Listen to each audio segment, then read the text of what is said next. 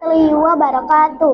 Halo semuanya, perkenalkan nama saya Vanessa Adelia Rizky. Saya kelas 5 SD dari SD Negeri 28 Lubuk Linggau. Saya akan menceritakan Cekong dan Batu Urip. Dehe Cekong menyusuri jalan setapak menuju ladang. Dehe Cekong adalah nama yang diberikan kepada anak kepala dusun Kersebonge karena kepala dusun itu memberi anaknya julukan Dehe Cekong yang artinya gadis cacat. Gadis cacat keturunan Daya Jerijit ini tak disukai teman-temannya sebayanya. Hingga dewasa, ia tak bersuami, tak ada pemuda yang menginginkan dia jadi istrinya. Sampai di tepi sungai Kelingi, dia melihat tanah yang subur. Dia berniat membuka ladang baru. Dia mulai menebas. Tiba-tiba dia tertebas batu besar. Hai, apa ini? Ia terpanjat saat asik menebas. Darah, pikirannya seraya mundur beberapa langkah. Lalu dia berbalik arah dan berlari sekejap-kejapnya. Dia memanggil ayah ibunya. Ba, Uma, teriakannya memanggil ayah ibunya. Namehal, Cekong. Namehal dalam bahasa kita artinya apa yang terjadi. Ada batu besar di pinggir sungai, Bak. Ada apa dengan batu besar tuh? Tanya ayahnya. Badaha, Bak, batu besar mengeluarkan darah. Dengan gemetar ia menceritakan penemuan batu besar yang mengeluarkan darah. Rasa takutnya belum hilang. Tadi aku sedang nebas ambak go pinggir sungai, jelasan nebas ambak go pinggir air. Tambah gemetar suaranya menjelaskan kepada ayahnya bahwa ketika tadi sedang menebas rumput di pinggir sungai, ia menemukan batu itu. Benar, karena tanya gede karena meyakinkan dirinya. Ao, Bak, jawab Dehe Cekong seraya mengangguk. Sementara itu di halaman rumah sang gede telah berkumpul banyak warga.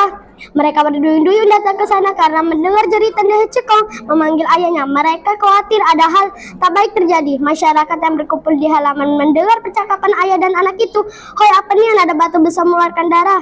Bisik seorang pemuda kepada teman yang meyakini kebenaran cerita Dehe Cekong. Yo, kalau nian ada, jawab temannya meragukan cerita itu. Melihat warga yang antusias datang, maka Gede Karangga menenangkan mereka. Wahai warga dusun Kersebonge, serunya berwibawa.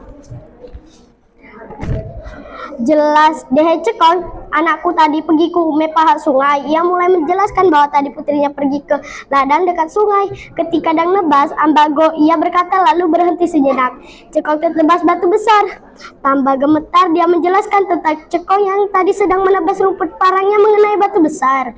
Lanjut batu besar itu mengeluarkan dahe. Ia mengakhiri penjelasannya. Kalau Cekong pembuang, kata seorang laki-laki tak percaya dikiranya Cekong bohong belakang. Oh, gede kalau yang tertebas badan binatang, kata yang lain. Ida, mah aku bercerita senian-niannya. Baiklah warga dusun sekalian, mari kita buktikan cerita putriku Dehe Cekong. Semua warga terdiam saat Gede dusun Kersebonge berkata dalam bahasa Melayu. Warga paham jika sudah demikian sang Gede tak mau dibantah. Dipimpin oleh sang Gede, warga dusun berjalan beringin berbaris onjang tanpa suara menuju tepi sungai Kelingi. Dehe Cekong sebagai penunjuk jalan berjalan berdamping dengan ayahnya. Di antara mereka ada seorang pendatang baru bernama Pati Merah. Pati Merah sudah cukup lama menetap di dusun Kersebonge. Aslinya berasal dari kerajaan Majapahit di tanah Jawa. Sebagai salah satu warga Kersebonge, Pati Merah mengikuti barisan warga dusun menuju tepi sungai Kelingi. Dehe Cekong panggil sang Gede, di mana batu besar yang mengeluarkan darah itu? Sang Gede menanyakan letak batu besar yang mengeluarkan darah.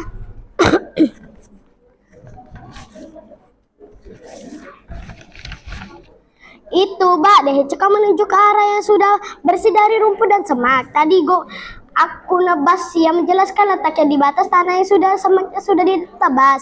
Dehe Cekong tak berani melanjutkan langkahnya. Gede Karangga mengajak beberapa laki-laki mendekat ke arah yang dituju anaknya. Dehe gede, Dehe.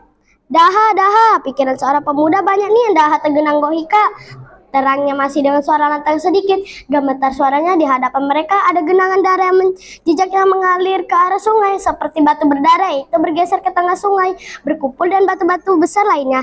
Batu Urip, tiarakan Pati Merah. Pati kagum pada kuasa alam. Batu itu hidup. Gede Karangga jelaskan kepada Gede Karangga. Batu Urip. Warga mengulangi kata-kata pendatang dari Majapahit itu. Pati Merah meyakinkan kepada Gede Karangga untuk memberi nama dusun mereka dan julukan baru, Batu Urip, yang artinya batu hidup. Ia beranggapan bahwa peristiwa ini adalah petunjuk dari Tuhan penguasa alam. Baiklah rakyatku, warga dusun Kersebonge, teriakan lantang penuh wibawa sang Gede. Mulai hari ini warga dusun kita yang semula bernama Kersebonge, ia berhenti sejenak menarik napas. Dalam mulai hari ini bernama Batu Urip, lanjut Semua yang hadir bertepuk tangan secara meneriaki nama dusun baru mereka. Batu Urip. Sejak saat itu dusun Kesebong yang dipimpin oleh keturunan penguasa negeri Ular Lebar tadi itu disebut dusun Batu Urip. Batu Urip berkembang menjadi dusun berbudaya tinggi, warganya rukun dan patuh pada pimpinan. Kesenian berkembang, pesat baik, tarian pun mau seni tutur dan syair. Hingga sekarang Batu Urip menjadi salah satu kelurahan yang masih mempertahankan beberapa budaya daerah Lubuk Linggau loh. Beberapa anak di zaman ini pun pandai menyanyikan lagu Berirama Batang Hari 9, diiringi musik khas, gitar tunggal. Dalam percakapan sehari-hari mereka tetap menggunakan bahasa Col dengan dialek khas. Lubuk Linggau Januari 2025, Nurdiana. Saya akhiri Assalamualaikum warahmatullahi wabarakatuh.